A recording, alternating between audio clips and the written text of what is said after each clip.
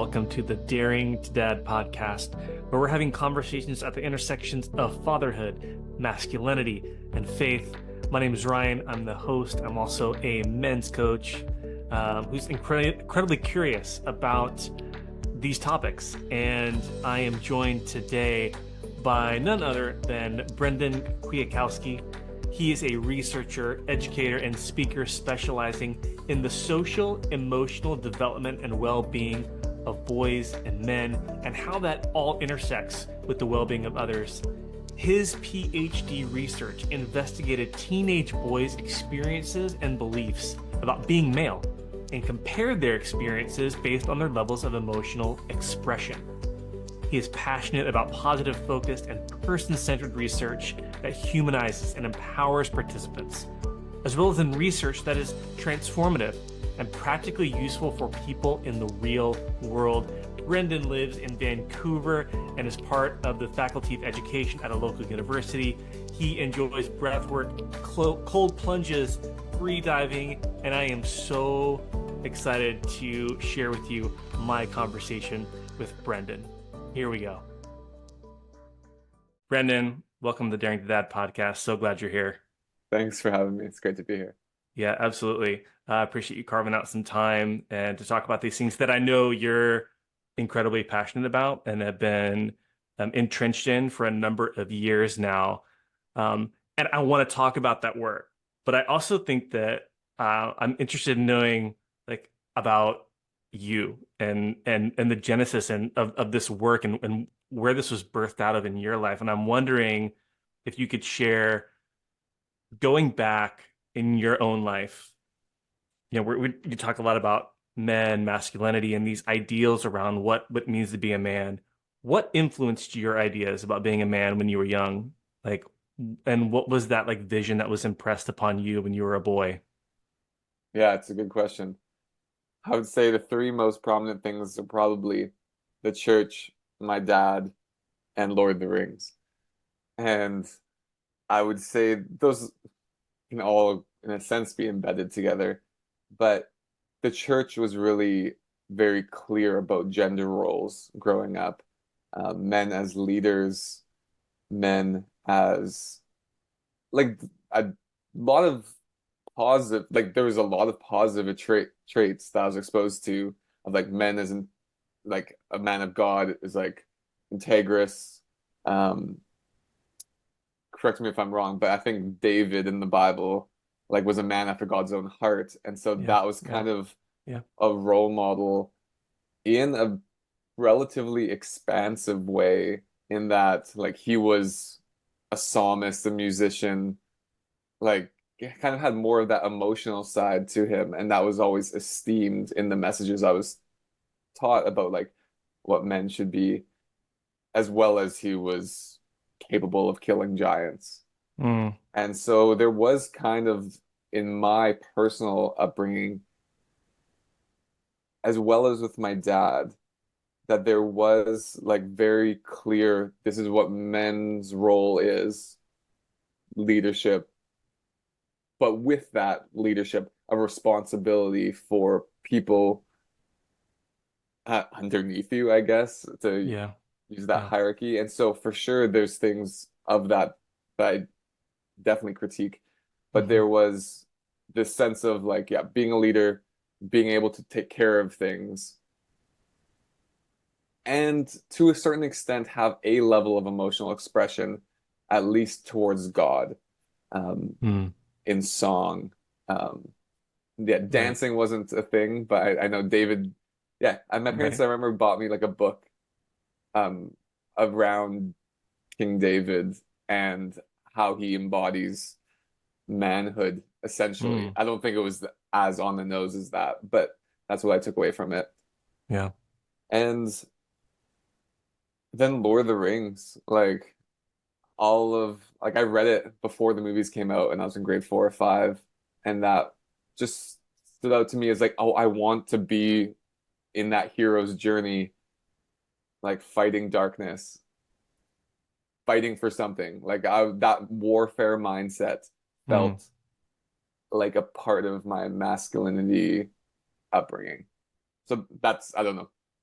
That's the Well, start. I gotta say, reading Lord of the Rings at that age is impressive because that's a thick book, Yeah, you I know. know. I can't believe I did it, but I know I was grade six when the movies came out, and I was Mm, scared of that first movie when it came out. yeah. But yeah, it was like I for the next 10 years of my life after those movies came out, like me and my cousin, my best male friend growing Hmm. up, like we would pretend we were elven warriors Yeah. out in his swamp, and like that's what Uh-huh. we spent all our time doing. Yeah. And yeah, a lot of it was great.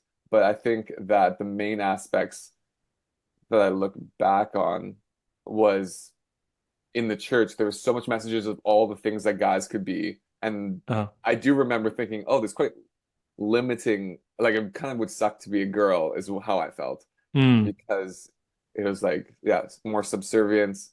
They're helping out. They're always doing the cooking at church potlucks and things like that, and the cleaning, and the right. guys Right. get to like play games. And so it was awesome to be a boy Mm, or a guy. right. Yeah. I mean, there's a lot to unpack there. I go into the Lord of the Rings.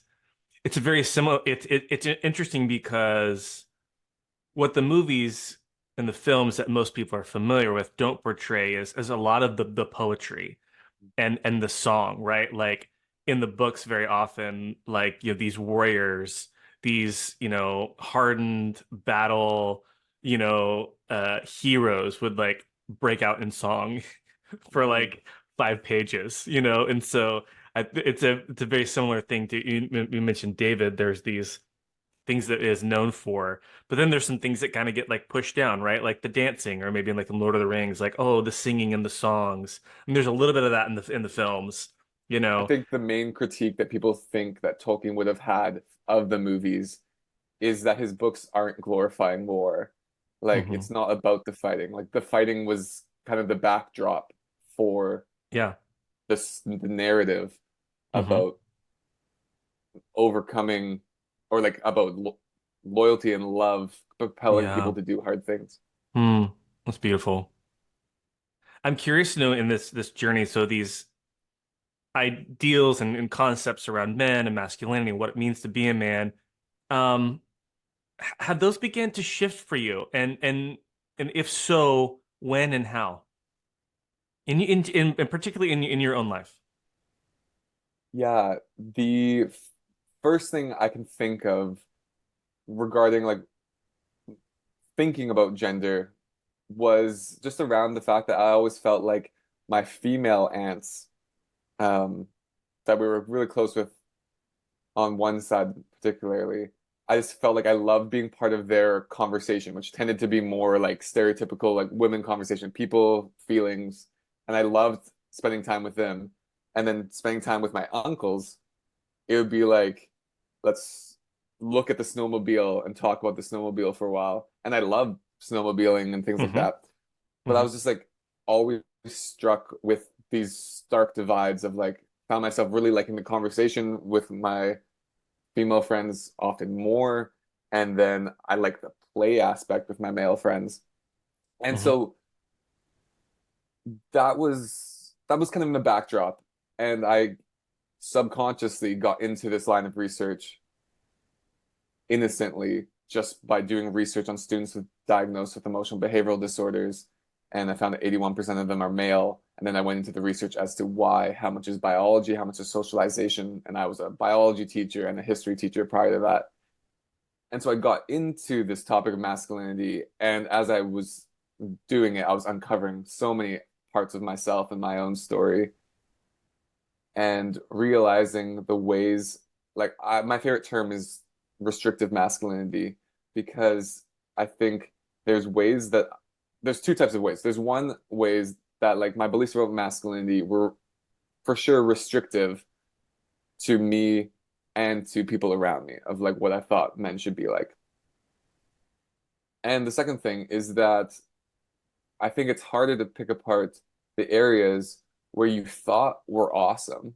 Like, oh no, this is empowering to me, but it's not until you like look deeper and understand why people don't want to look deeper, but you realize, oh, maybe I didn't even know where that I was restricted in such a way. Like let's take dancing for an instance. It's Mm. like I thought dancing it wouldn't be at all like I didn't think I was missing out at all. Like I had felt Mm. like I had no urge to dance within me, Yeah. which I do think speaks to the disembodiment that we can get when it's less acceptable for guys to dance. It's like, yeah, that's not. I Hmm. was super embodied in the sports I played, but not in dance. And so I would have never admitted that I felt restricted by that masculinity pressure Mm. that would have been kind of too feminine to dance. Yeah. Because me and my friends on the dance floor, like in early university and like Christian group culture, it's like guys on the dance floor, it was like who can be make the biggest fool of themselves. And it was like a show in and of itself. It wasn't Hmm. like embodied movement. It was more like Right. a spectacle. And that is just one example of as I've unpacked, deconstructed some things, it's like, oh, kind of getting to know my body in a dancing type of way that like feels like, oh, my, it's like I feel a sense of shame and embarrassment when I do it. Like for my birthday 2 years ago, I like challenged myself and I just went to the woods because I feel like I wanted to dance in the woods. Like that just spoke to me. And it was so hard to do. And yet there was power in it. So I think sometimes we're not aware that we have grown inside cages. And it's like kind of like I think it's a fine cage. Like this is might be where I want to be, but we don't actually let ourselves out of the cage just to like test the waters. And so I'd say dancing is one of those things that like, oh, Mm. I actually friggin' love dancing, but I still have such shame and embarrassment around it That's so 90% of the time. interesting. Yeah. Mm. So these began to shift for you really as you began to dive into the research and the research began to kind of unearth some things like in your own world. Yeah, and I would say the most humbling aspect is I took pride in myself that I was a relatively well-liked person Hmm. that had enough masculinity cachet or Hmm. power that like people would respect me, especially as an athlete. Hmm. I would be very respected. But I took pride in that I was also very emotionally sensitive Hmm. and I was somewhat celebrated for that within some circles Hmm. because I was, yeah, more sensitive and not embarrassed to do that, which I do think is good. But I also took on this like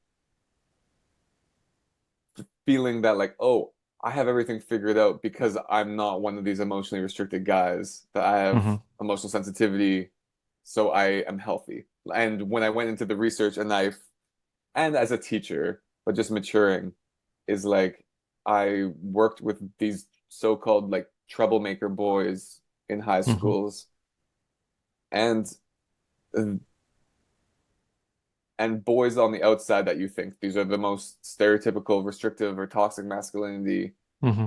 But we had such vulnerable conversations, and it just definitely challenged my assumptions about just feeling like I'm better because I'm more emotionally expressive. And I will definitely, like with my PhD research, I will argue and I will defend why emotional suppression hurts us Hmm. and other Yeah. people. But at the same time, we can go too far and think that, oh, if we're connected to our emotions, then that means we're going to stand up for all in injustice and we're better human beings. And I don't think that's true. Yeah. I'm wondering, 'cause I want to hear about some of this, the research you're talking about, but I'm curious to know in your life. I know this is true in mine and others I've talked to who have um, found something that they deeply care about and are looking to do in the world. That in a lot of cases, it's always connected to some of our own healing. Um, an example for me in my work with men, I relate to a lot about what you said, where I walked this road where I could get out and compete very competitively and successfully on the sports field. Emotionally, though, in a relationship, I've actually always had a easier time connecting with women because I easily tap into a deeply relational, emotional, conversational part of me. In that, though, I know that friendships and relationships with men have always been more of a challenge because of that, like ongoing relationships. And I think part of me, like even in my work as a coach, is in working with men, there's healing that's happening in my life with men in the world. And so in a sense, my work is also tied to my own healing. And I'm wondering if something like that exists for you in this and what kind of healing that you're finding in your own life and exploring masculinity in young men. Absolutely. Think my I don't think my academic work really has much meaning if I'm not integrating the things that I claim or the research highlights is important or significant. So that's looking at my own relationship with power, looking how I have viewed or treated women in my own life. But I would say that overall, the biggest inner healing that goes through my research is this desire as little Brendan inside of me long had a desire for guidance. And through being a high school teacher and working with teenage boys in particular, there is such a desire and need for guidance as well. And one thing that I would say was like the black, what's like the albatross around my neck, I guess is the metaphor of like the Mhm. thing that I grew up thinking like I am so terrible, so unworthy of love, deepest shame is looking Mhm. at pornography, starting grade 9, and being like like it was kind of like the blind leading the blind, like especially during like youth group of like accountability groups and all these other things without understanding anything to do with like, oh, let's look at the reasons Mhm. um, why like, and I think a huge part of the issue around pornography for teenage boys is I think, well, I know that teenage boys are so lonely. And I Mhm. think that that is one aspect that can get met there. It's like, oh, you're not looking like there's a moment where you're numbed out, you're feeling validated or some other way that you can escape from everything that's going on. And there's so much going on for teenage boys. So that Mhm. was one area that I feel like I would have I would have loved really clear, attuned guidance. So that just speaks to overall, like I think my whole healing thing, it comes down to me as an adult, can I guide my younger self and show up for my younger self in a way that feels safe? And it really reflects when I lead groups for young men. That's another aspect of it. And my whole another aspect of my whole me search journey is like masculinity actually matters a lot to me. And I'm for such a long time, like I'm talking about like a year and a half till a year and a half ago, basically when I finished my PhD, I was had this huge struggle of masculinity shouldn't matter to me because like I can deconstruct it academically and it's like, oh, these can just be ideas, social constructs, and like I'm glad other people resonate with them, but like maybe I should be more evolved than all of that. Mhm. And it's like, no, this actually really does matter to me, not in a restrictive way, but my masculinity, I feel more empowered with however we want to define masculinity. I definitely feel more empowered and more like my authentic self when I embrace masculinity. And Mhm. I think that in the work that I do as well, there's a big debate in the field of masculinities. Should we be promoting positive masculinity or just positive humanity? Like, can you say that this is a trait of masculinity or is this just a positive trait of humanity? And I think for most people, I think focusing on the positive masculinity is actually more helpful because I think regardless of what you believe, is that masculinity and femininity are very powerful stories in society. And I'm not saying those stories are true or not true, but they exist and they have lots of meaning embedded in them.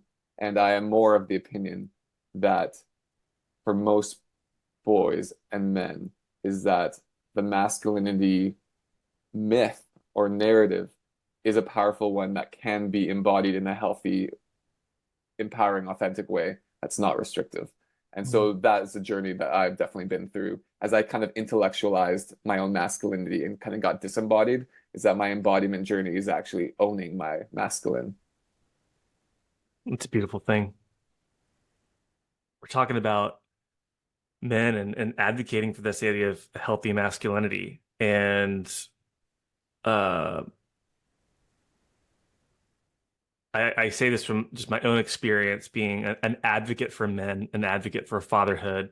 Um, that can be met with some backlash right now, talking about men, talking about, empathy for men and understanding the complexities of men, which I know that you talk about a lot. Like I love following your stuff, and what I love hearing you talk about is these young boys and just the complexity of their lives, their emotional lives, right? And I'm these complexities often challenge a lot of our stereotypes. Um, I'm curious to know, getting into your work, what are we missing in men? And maybe in particular, some of the men, the young men that you work with, what are we missing as society, as culture? The first thing is that a lot of discourses are just missing the complexity. Like Hmm. just the fact that like anyone, boys, men don't exist in these neat categories of toxic versus non-toxic. I would say that in all the work that I've done in my research, one of the words that comes up when I talk to any boy or man is like contradictions. Humans are filled with contradictions, with dissonance of like if you look at one of the boys that I worked with who got expelled from school, it's like he needed to get expelled from school from what he was doing. From the Hmm. outside, that would definitely in most public discourses be referred to as toxic masculinity, and it definitely is harmful. But he was the boy that like opened up so much about his trauma, was so emotionally vulnerable, and had these beautiful relationships with his younger sister, his stepsisters, and he would show up in the way that would be celebrated as positive masculinity or healthy masculinity. And it's like that complexity is that we have both those aspects, Hmm. Hmm. um, and maybe not so polarized as this one individual that I'm thinking of, but people are complex. So that's the starting point of what we're missing. But we're the main thing, like I focus, there's three aspects of masculinity that can be associated with masculinity that are the most harmful. The need to suppress emotions, the need to be self-reliant, and the need to be dominant.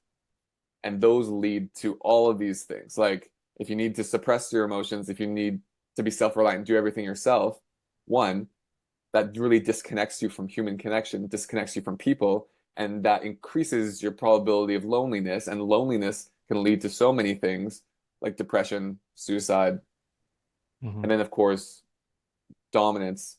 Um, Needing to be dominant is like then you can be on the hierarchies viewing some people as more, some people as less, or your desire to climb the hierarchy, you can stomp on people's heads as you try to climb higher. Hmm. And so there's so much to that that you can say like, okay, those are the three most harmful things that lead to harmful outcomes. But also holding the tension that sometimes emotional suppression to an extent for a limited time period when you're not around safe people is actually super beneficial. Like I wouldn't advise these teenage boys to just, if they feel sad about something, to then all of a sudden just break down in tears at school. Hmm. That could easily exacerbate the situation. So understanding that a lot of, or like I spoke in Toronto a month or two ago, and one person in the audience started talking to me about his experience in prison. And it's like, yeah, that context, that experience about like knowing the hierarchy of knowing how like a certain dominance, it's like it obviously has some adaptive Hmm. aspects to it Hmm. for different situations. And you always, and I think the really important question for men is like always ask yourself, is this a survival response to a past situation, or Hmm. is this an actual accurate representation of what I need to do to survive right now? Mm. Because your emotional like I know so many men have shut down their emotions, particularly from women, and they unfairly, well, Hmm. I'm not here to judge that. Yeah. They often blame women Hmm. because I think women were one of the first people that they were ever open with and then really emotionally vulnerable with.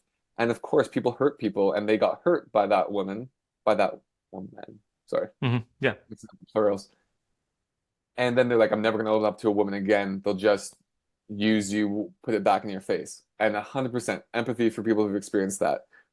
But I also think that those men who stay emotionally restricted, it's like, okay, so you had a traumatic experience or a really negative experience. Is that going to dictate how you show up emotionally in all your relationships? And that's actually preventing you from closeness with Mm. someone that wouldn't hurt that. And Yeah. these are, yeah, those are the types of complexities that understanding that a lot of teenage boys stop telling their parents about things, not because they're too cool and don't care. It's actually because a lot of them care not to burden their parents. So Hmm. it's actually like a reworking of they actually do care a lot, so much so that they want to protect other people from their emotions. And of course, the negative of that is that the more you try to suppress your emotions to try to protect other people, if you don't have some outlet for that, then those suppressed emotions start bubbling up, negatively exhibiting elsewhere. So funny. My 11-year-old son said something to me the other day. Something big had happened in his life, like relationally with someone else at school. And it happened several weeks earlier. And I was like, buddy, why you tell me when this happened? He's like, you seem like you had a lot going on. I didn't want you to worry. Mm, Then I'm absolutely. like, oh man, here's my kid trying to like manage like my experience or whatever. He's very much in tuned with where maybe I've been at emotionally or whatever I was in my life, and that makes so much sense.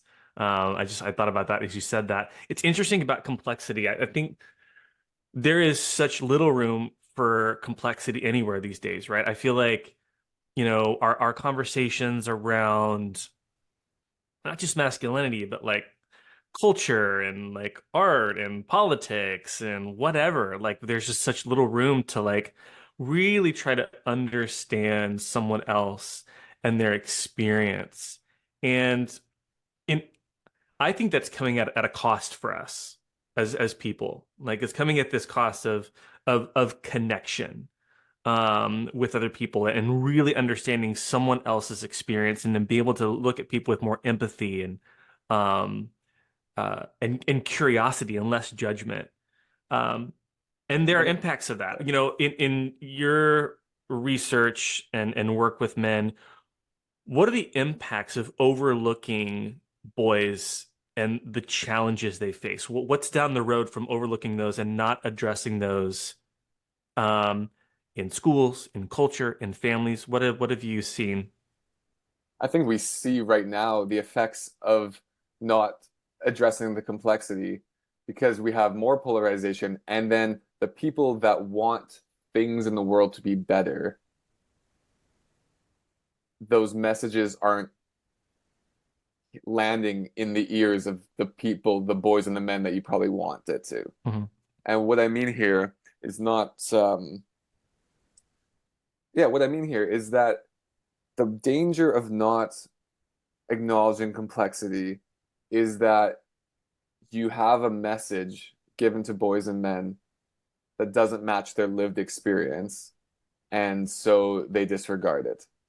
And what I'll see here is that like if you and some of the boys I talked to were like, oh, had a assembly where a speaker came in and told us that like teenage boys we shouldn't suppress emotions. You should talk to someone. and they felt like it was almost shaming them into talking Mm-hmm. to the other Mm-hmm. people.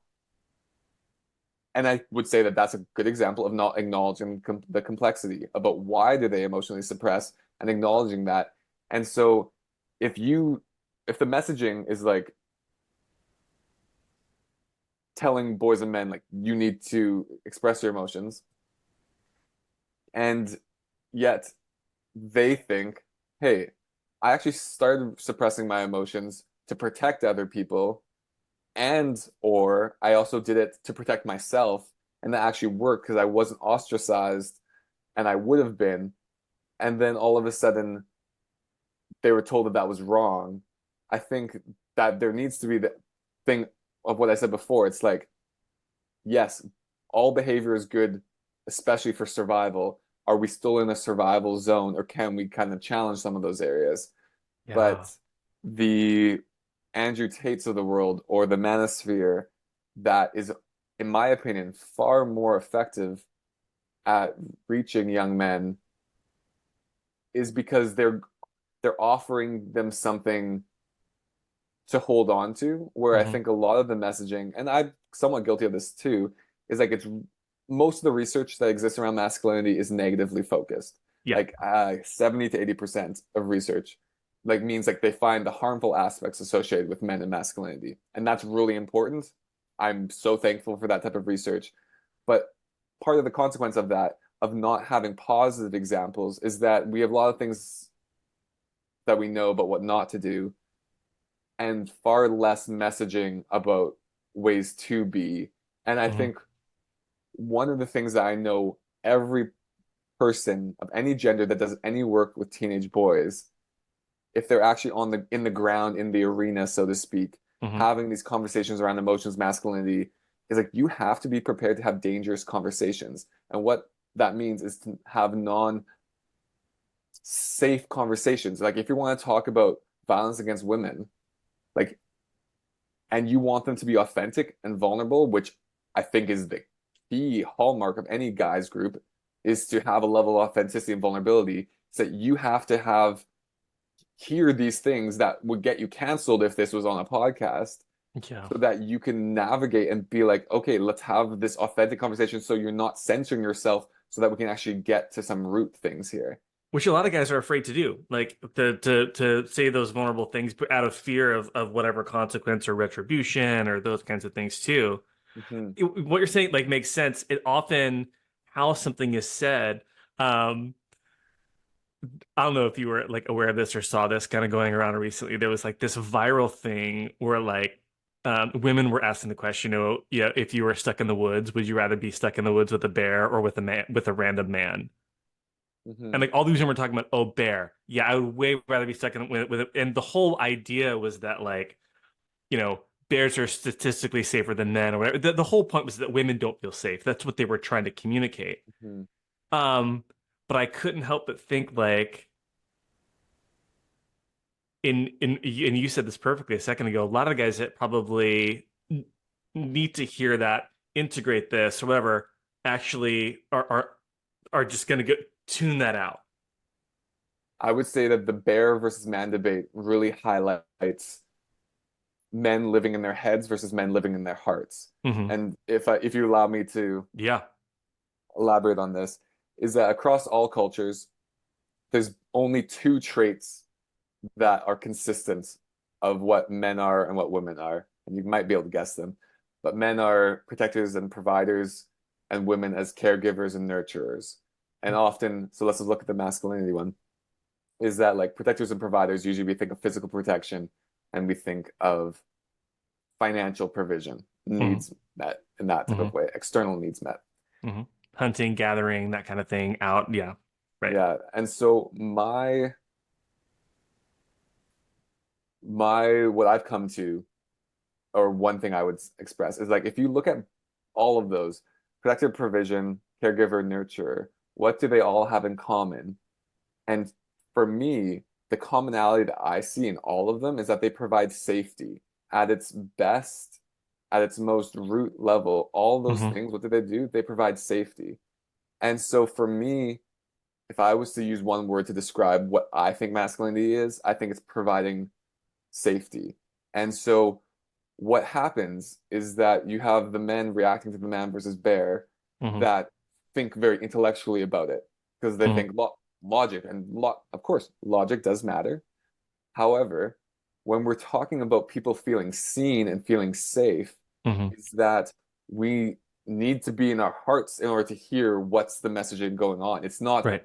oh, intellectualizing, debating back and forth. It's like, Hmm. oh, there are so many women who consistently feel so unsafe that a Hmm. bear would feel more safe than a random man.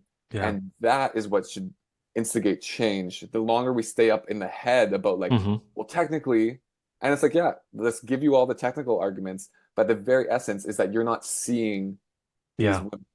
And I think that gets that, I hate this expression, but I can that the tit for tat Yeah. is like, well, they're not seeing us as men. And I think a lot of men do feel that way. It's like Right. there's more I know a lot of men feel this way, that there's more prioritization of women in social media consciousness.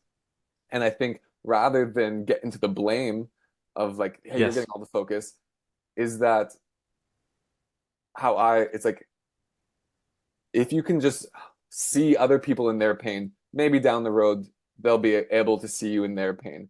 But it Hmm. doesn't do anything to just get into those suffering contests. Um, 100%. Yeah. And you really see it. Like you really see it where there is this growing divide, men and women, and who suffers more, who has it worse, and everyone wants to be seen. And how do we begin to like open ourselves up to see someone else and their experience it, to hear it, to feel it, to sit with it. I think that what you're saying is, yeah, incredibly important. And those moments are opportunities for us.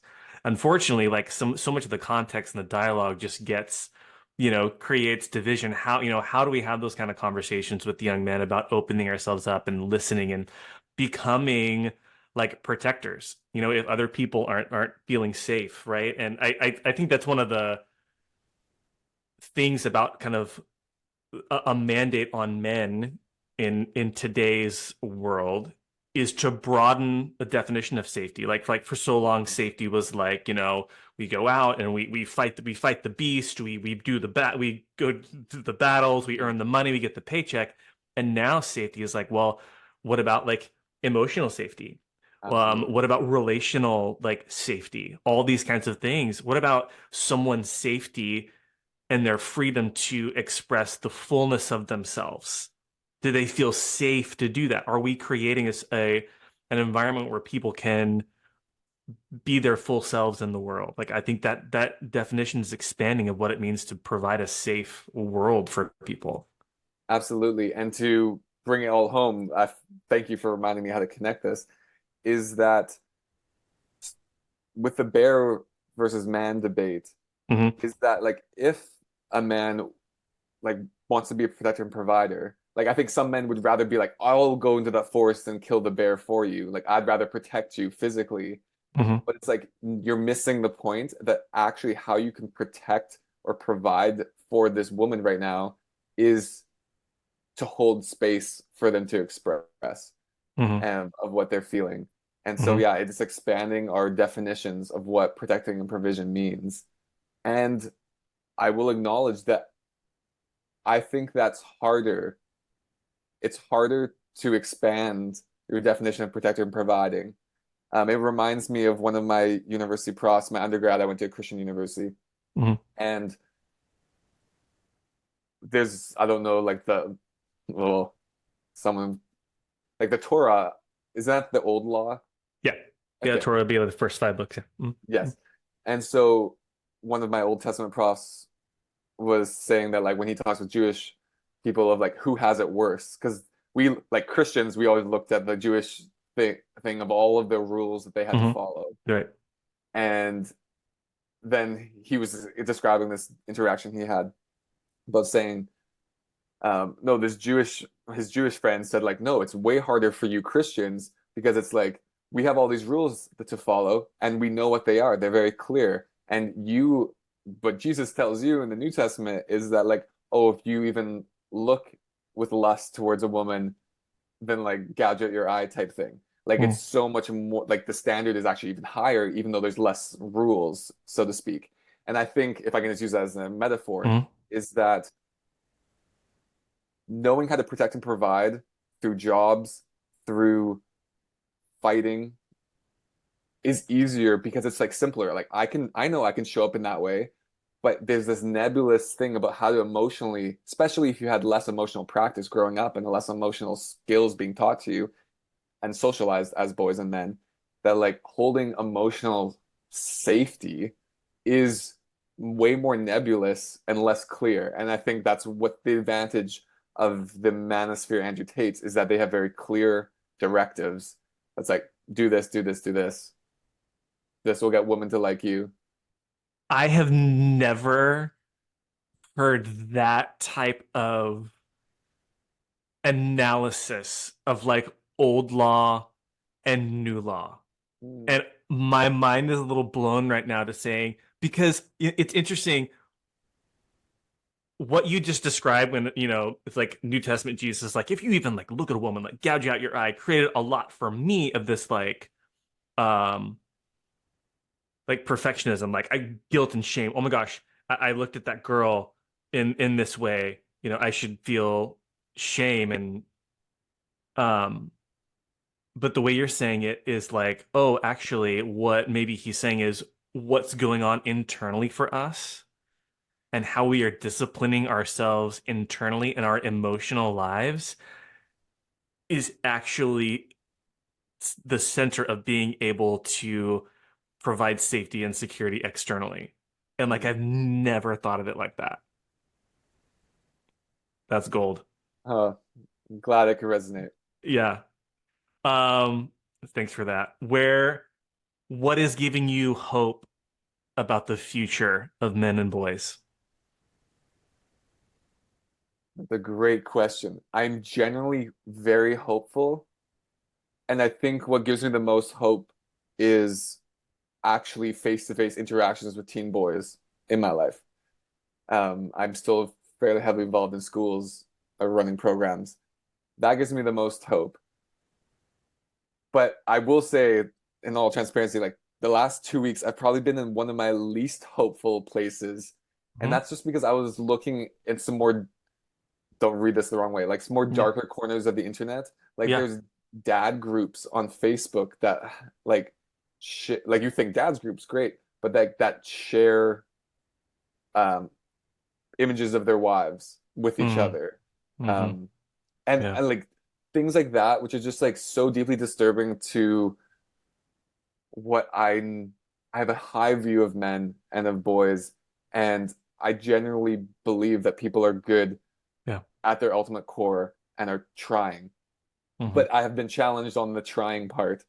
It's like through some of the things that I've seen on the internet. And so I since this last week took a break, and it's so interesting that like I stopped focusing on like the extremes of the Hmm. manosphere Hmm. and just looked at more positive masculinity things, and I just saw so many positive ones, and it is Hmm. interesting not to be ignorant to the vitriol and the Yeah. dehumanization that exists, but it is another issue of this whole debate about masculinity is that what we're exposed to online Hmm. kind of can cloud our mirror of what we see. And yeah, the teen boys I know in real life, even the ones like that gives me hope because face-to-face interactions give me Yeah. hope when they ask authentic questions. Yeah. And yeah, it's easier to humanize. Um, I find myself more hopeful about the world in general the more time I'm interacting with it in person when I'm looking people in the face. It's so easy to create these perceptions when we're just restricted to what we see online, the messages on social media and all this kind of stuff. And then often we step out in the real world and it's like, oh, actually, most people in the world are like, good people trying to just make a way for themselves and provide for their family and do these things. And um but yeah, I think you being able to hold both, that there's both that the goodness and the darkness is important. mhm. That's an honest answer, right? I mean, that's, we'd be in seasons like that. Um, I know we're closing on time, but I want to know, a lot of parents listening to this. I want to know, as fathers and even mothers, for that matter, what have you found are some core practices at home that can lead to the thriving of young boys? I have an 11-year-old son. He's kind of in these preteen years. I'm already feeling that. What have you found helpful for parents? For starters, definitely boys pick up more that is, what's the expression? Like more is caught than taught. So it doesn't Mm, really matter as much of what you say regarding how how boys should be like emotionally or all these other things if they don't actually see it. So hmm being able to model a relationship with your own emotional expression. hmm If you're emotionally regulated, your nervous system the majority of the time, or at least like I'm not expecting perfection, and that's not realistic. Right. But one huge thing the research shows is your ability to repair ruptures is really key. And I think that really models such a good life skill for anyone. But as these boys grow up and they have repairs in relationships that are needed, is that they can have it modeled to them of what repair in a relationship looks like. So I'd say that's a major focus for parents. But then, especially for parents of boys from like the middle school to high school years, which is seen as the main time, the the highest form of masculine pressures to restrict one's emotions, the pressure to be cool to fit in. And these boys will do so much as much as they can to not be ostracized. And hmm so I think I call them masculinity vaccinations, which is a borrowed term from Dr. Becky Goodenside, who uses emotional vaccinations for helping highly anxious kids, but you give them a little bit of what's to come ahead of time so that they're less emotionally dysregulated when it happens. But I think masculinity vaccinations is just being very upfront and talking to your son ahead of time about, hey, these years are going to be really hard. There's a lot of social posturing when you go to a new high school. Puberty comes in, and there's just so much changing and insecurities, and that's when masculinity pressures thrive the most, is when social uncertainty is at its highest. So being very open about that, and I do think that talking about puberty is super important because you would be surprised, or maybe you would, but a number of the boys, or one of the boys I talked to, let's say, he just came out of the hospital when I talked to him a couple months earlier after a suicide attempt. And he traces it back to like, oh, this started in grade 8 and 9, but and, but I thought it was just puberty and my hormones being out of hmm whack, so I didn't tell anyone. And so there's actually way more like uncertainty about how puberty actually preparing boys for puberty and what might be coming on, from as humorous as like random erections hmm to actually talking about how their mood can be influenced. And yeah, those are, so yeah, maybe that's not the most practical, but other than these conversations need to happen. Yeah, that's important. I found a lot of success there with talking very openly, and um I think that's a transition that happens with parents talking to your child, your kid as a child, and elevating the conversation and treating them like I say, treat them like an adult loosely. Obviously, they're, age appropriate, but speaking to them truthfully and honestly, I found like a lot of, especially these young boys, you know, I have a son. I coach, a lot of young boys in my neighborhood in baseball and volunteer at the school. And I know one way is treating them like they can handle it, like that they Yeah. have that they're capable of handling, deep conversations, asking them and investing into those areas of their life, super important. But even if they're awkward about it, they do actually want guidance Hmm. about it as well. Yeah. And I think we kind of think no problems is good Hmm. or less apparent, but we probably need to have these conversations far earlier than we expect. Yeah. just because even like the age of pornography is Hmm. younger and younger for boys. And Yeah. yeah, I'm dealing with a couple situations with a school district of like as grade three bringing explicit porn to school and showing Hmm. Yeah. other guys. Yeah. And so these conversations need to be happening. And so many parents are actually kind of scared to have these conversations, or they think that everything's fine. And it's like, if you think that everything's fine with your teenage boy, there's a good chance that means that the teenage boy is really effective because that's the desired outcome. He wants you to think that everything's fine and not going Yeah. on. Yeah. But teenage boys are far lonelier than most parents would expect. And here is one thing that I would also add as a strategy is I found a lot of success in calling teenage boys in to the highest versions of themselves. So one of the best things I did in one of the groups that I ran, they were getting suspended near Christmas time. They all, I don't know, seems like a lot happens before Christmas time for a lot of Mm. boys. And so I was internally frustrated, but then I was like, I just want to send them a card. So I wrote a card and I made sure it was authentic of like what I liked about them now and also what I saw about their potential going forward. And it was like they told me it was so meaningful. And it was just also meaningful for me as well that a lot of these boys had reputations that they had very low expectations of them, that teachers have very low expectations. And so to have actually high expectations, you'd be surprised of when they actually meet that. And so I think that a good approach for schools or things like that is to also target the boys that have lots of influence and make them realize how much influence they have amongst their peers. Mm. And that is another huge aspect of this conversation of how to change things and heal things is that all the boys I talked to wanted more emotional closeness with their male friends, but almost all of them thought none of their other male friends wanted the same. It's incredible.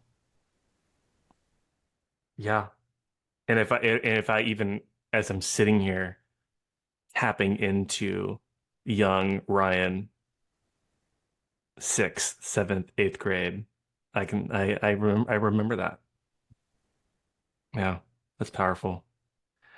Thank you for just sharing just your incredible insights, the hard work that I know you've been putting in for a number of years now, and are sharing, with the world. Um, uh, would you just tell us a little bit about where we can find your work and where people can connect to you? Yeah, everything is on my website, remasculine.com. And I'm most active on Instagram, I would say, at re.masculine. Um, and from there, I'm going to be, yeah, this next half of the year of 2024, I'm planning a lot more like resources, practical things for parents, because I have tended to find a following of often mums of boys. And I think there's a desire for like really practical advice, kind of like your last question there. And so I want to Mhm. have more usable resources. I have one right now on my website, but I'll have more in the upcoming year. Amazing. Thank you so much for carving out some time this morning to join the podcast. It's always good to see you, talk to you, and hear kind of what's emerging in your world, in your life. I really appreciate what you do. The world needs it. And yeah, man, just to really appreciate you. Thanks, Ryan. Appreciate you as well. All right. Hey, thanks so much for watching, for listening. If you enjoyed it, one way you can support my work is by subscribing, by sharing, all of those things. Thanks so much. I'm incredibly grateful for your support.